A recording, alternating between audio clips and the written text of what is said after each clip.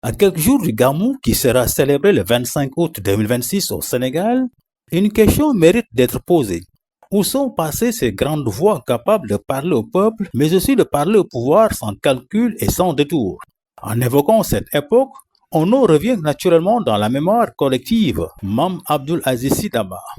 Dabakh, ce n'était pas seulement un guide religieux, c'était aussi une voix de sagesse, un homme de dialogue et un médiateur dont la parole dépassait largement les frontières de la communauté tidjane.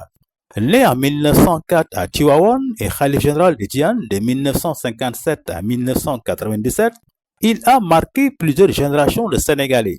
Dans les périodes de tension, lorsque le pays traversait des crises sociales ou politiques, sa voix était attendue et il pouvait s'adresser aux gouvernants, mais aussi aux syndicalistes, aux étudiants, aux enseignants et à toutes les composantes de la société. Il ne cherchait pas forcément à faire plaisir. Il cherchait à ramener chacun à ses responsabilités. Au travers en colère, il rappelait les conséquences d'une crise prolongée. Aux étudiants en mouvement, il appelait au calme et à la responsabilité. Aux enseignants et aux syndicats, il rappelait que la revendication est légitime, mais qu'elle ne doit pas conduire le pays au chaos. Aux autorités, il pouvait également rappeler le devoir envers leurs citoyens. Et surtout, il était écouté. Pourquoi? Parce que sa parole était portée par une autorité morale, elle ne semblait pas guidée par la conquête d'un poste, par une ambition politique ou par la recherche d'un avantage personnel.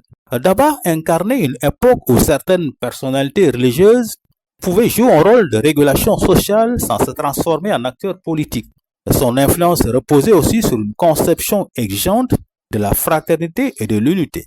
Il œuvrait notamment pour la cohésion entre les différentes sensibilités religieuses du Sénégal. Le Sénégal n'a évidemment pas besoin de reproduire exactement le passé. Les sociétés évoluent, les institutions changent et les crises prennent de nouvelles formes.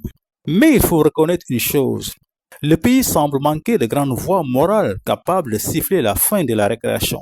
Lorsque les tensions deviennent dangereuses, aujourd'hui, les réseaux sociaux amplifient les divisions. Les débats politiques deviennent parfois extrêmement violents, les syndicats durcissent leur position, les étudiants manifestent, les enseignants revendiquent, les citoyens expriment leur colère et les revendications politiques s'accusent mutuellement. Dans ce brouhaha, chacun parle, mais qui est encore suffisamment écouté pour demander à tout le monde de s'arrêter, de s'asseoir et de dialoguer. C'est peut-être là que réside la nostalgie de Dabakh. Pas la nostalgie d'un homme simplement parce qu'il appartenait à une époque révolue, mais la nostalgie d'une autorité morale capable de transcender les appartenances. Le message du prophète est l'héritage de Dabakh. Le Gamou n'est pas seulement un rendez-vous religieux, il est aussi, pour beaucoup de fidèles, un moment de retour aux enseignements et aux valeurs associées au prophète Mohammed, la paix, la patience, la justice, la solidarité, la tolérance et le respect de l'autre. C'est précisément à travers ces valeurs que l'héritage de Dabakh garde toute sa pertinence. À l'heure où le Sénégal connaît des débats parfois passionnés et des fractures sociales préoccupantes, son souvenir doit nous interroger.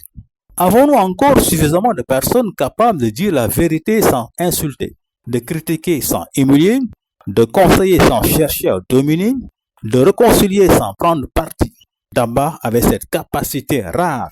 Il savait que la parole peut diviser un peuple, mais qu'elle peut aussi la sauver.